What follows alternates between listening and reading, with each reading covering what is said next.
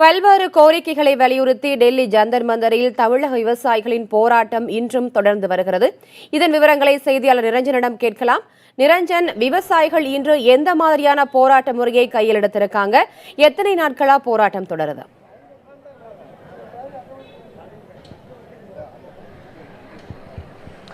இன்றைய தினம் 6வது நான்காக இந்த தமிழக விவசாயிகளின் போராட்டமானது தலைநகர் டெல்லியில் இருக்கக்கூடிய ஜந்தர் மந்தர் பகுதியில் தொடர்ந்து கொண்டிருக்கின்றது. அந்த காட்சிகளை தான் நாம் பார்த்து கொண்டிருக்கின்றோம்.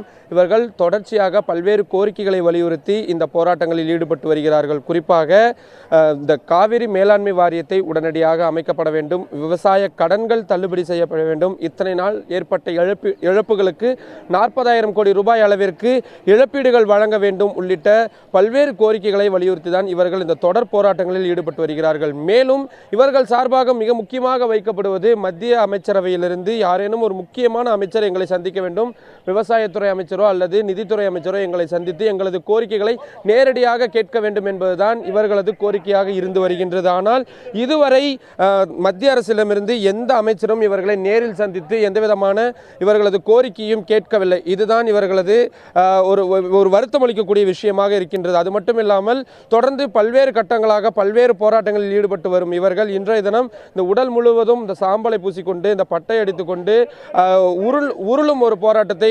நடத்தவிருக்கின்றார்கள். பிரதமரின் இல்லம் வரைக்கும் இந்த போராட்டமானது தொடரும் என்று கூறப்பட்டிருக்கின்றது. இந்த பகுதியை பொறுத்தவரை தலைநகர் டெல்லியில் தற்பொழுது அதிகப்படியான குளிர் நிலவி வரக்கூடிய ஒரு விஷயமாக இருக்கின்றது. சுகாதார பிரச்சனையும் தற்பொழுது அதிகமாக இருந்து வரக்கூடிய சூழ்நிலையில் இவர்களால் தங்களது அந்த உணவு மற்றும் அத்தியாவசிய தேவைகளை கூட நிறைவேற்றிக் கொள்ள முடியாத ஒரு சூழ்நிலையானது தற்பொழுது ஏற்பட்டிருக்கின்றது.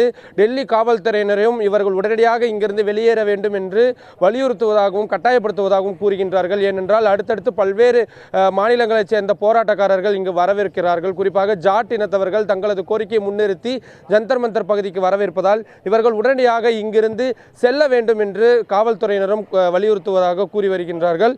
ஆனாலும் எங்களது போராட்டமானது தொடர்ந்து நடைபெறும், மத்திய அமைச்சர்களை நாங்கள் பார்க்கும் வரை நிச்சயமாக இந்த போராட்டத்தை கைவிடப் போவதில்லை என்றும் உறுதிபட தெரிவித்திருக்கிறார்கள். நிரஞ்சன், விவசாயிகளிடம் பொன் ராதாகிருஷ்ணன் பேசியிருந்தாரே, அதுல ஏதேனும் முன்னேற்றம் ஏற்பட்டிருக்கிறதா? இவர்களின் கோரிக்கைகள் தொடர்பாக அரசு என்ன நடவடிக்கை எடுக்க இருக்கிறது? இது ஏனும் குறித்து தெரிய வந்திருக்கிறதா?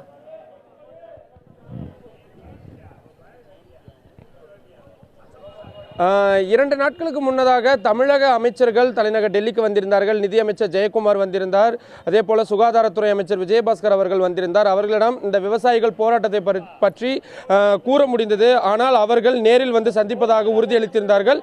ஆனால் அவர்கள் யாரும் இவர்களை வந்து சந்திக்கவில்லை. அதே போல மத்திய இணையமைச்சராக இருக்கக்கூடிய பொன் ராதாகிருஷ்ணன் அவர்களும் வெறும் உறுதி மட்டும்தான் அளித்திருக்கின்றார். நாங்கள் உங்களை மத்திய அமைச்சர்களை சந்திக்க அழைத்து செல்கிறோம் என்று உறுதி மட்டும்தான் அளித்திருக்கின்றார்.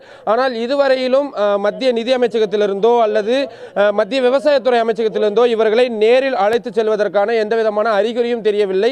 டெல்லி காவல்துறையினர் மட்டும் 2 முறை இவர்களை நாங்கள் உங்களை அமைச்சரை சந்திக்க அழைத்து செல்கிறோம் என்று கூறி இவர்களை எங்கெங்கோ அலைய விட்டு மீண்டும் இங்கு வந்திருப்பதன் காரணமாக இவர்கள் யாரையும் தற்பொழுது நம்புவதற்கு தயாராக இல்லை. ஒன்று அமைச்சர்கள் எங்களை நேரடியாக வந்து சந்திக்க வேண்டும், அல்லது எங்களை அவர்களிடம் நேரடியாக கூட்டிச் செல்வதற்கான அந்த கடிதத்தை கொடுத்தால் தான் நாங்கள் நம்பி வருவோம். இல்லை என்றால் இந்த போராட்டத்தை நீர்த்து போக செய்யக்கூடிய விஷயங்களும் தொடர்ந்து நடைபெற்று வருகின்றது. எங்களது போராட்டத்தில் நாங்கள் உறுதியாக இருக்கின்றோம். எங்களது கோரிக்கைகள் அனைத்தும் நிறைவேற்றப்பட வேண்டும். ஊருக்கே உணவளித்த நாங்கள் உணவில்லாமல் தவித்து வருகின்றோம். எங்களது கோரிக்கைகளை மத்திய அரசும் மாநில அரசும் செவிமடுக்க வேண்டும் என்பதும் இவர்களது கோரிக்கையாக இருந்து வருகின்றது. இந்த போராட்டம் தொடர்ந்து நடந்து வந்தால் நிச்சயமாக மத்திய மாநில அரசுகளுக்கு ஒரு புதிய நெருக்குதல்களை உண்டாக்கிவிடும். ஏனென்றால் இவர்கள் எப்பொழுதுமே இவர்கள் போராட்டம் நடத்தினால் 1 நாள் 2 நாட்கள் அடையாளத்திற்கு போராட்டம் நடத்திவிட்டு கலந்து செல்வார்கள். ஆனால் இந்த முறை தொடர்ச்சியான இந்த போராட்டங்களானது நடைபெற்று வருகிறது. 100 நாட்கள் போராட்டம் நடத்தப்பட போவதாக கூறியிருக்கின்றார்கள். அவ்வாறு நடத்தப்பட்டால் அது நிச்சயமாக ஒரு பெரிய பிரச்சனையை அரசுகளுக்கு ஏற்படுத்தும். அவ்வாறு எதுவும் ஏற்படாத வண்ணம் தொடர்ந்து இவர்களது கோரிக்கைகளை ஏற்க வேண்டும். ஏற்கனவே சிலர் மருத்துவமனைகளில் அனுமதிக்கப்பட்டிருக்கின்றார்கள். சரிவர மருந்து பொருட்கள் கிடைக்காததால் இவர்கள் உடல்நிலை பாதிக்கப்பட்டு வருகின்றார்கள். எனவே உடனடியாக இந்த விஷயத்தில் அரசுகள் தலையிட வேண்டும் என்பதுதான் ஒரு மிக முக்கியமான எதிர்பார்ப்பாக இருக்கிறது. லத்திகா.